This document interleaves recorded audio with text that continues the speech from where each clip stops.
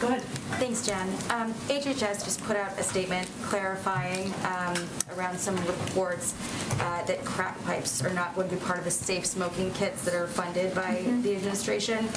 But can you clarify for us, were they never a part of the kit, or were they removed in response to this reporting and this pushback? They were never a part of the kit. It was inaccurate reporting, and we wanted to put out information to make that clear. What is in the safe smoking kit? A safe smoking kit may contain alcohol swabs, lip balm, other materials to promote hygiene and reduce the transmission of diseases like HIV and hepatitis.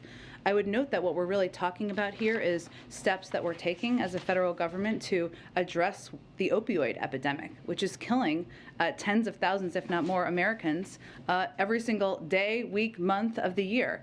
We put out this statement, though, because there was inaccurate information out there, or I should say HHS put out this statement because there was inaccurate information out there, and we wanted to provide clarification on the allowable uses for the HHS harm reduction program. It's not a change in policy. This program, though, is focused on harm reduction strategies, including prioritizing the use of fentanyl test strips and clean syringes. And all of these harm reduction services that will be supported by these programs are intended to save lives from an epidemic that we know is devastating to communities across the country.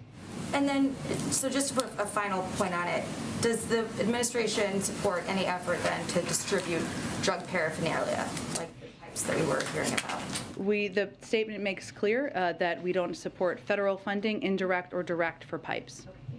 And then on the safe injection sites that the DOJ is evaluating, was this an ask from the White House that they review that policy? Because I know that for years DOJ has opposed efforts to open safe injection sites. It's under litigation, so I can't speak to that. But what I can tell you and reiterate is that the White House is committed, as I would reiterate for you, many Democrats and Republicans, including Senator Cruz, to taking steps to address the opioid crisis. This is not an issue that is inflicting just blue states. It is inflicting millions of Americans across the country, and it is important that we take steps to address it.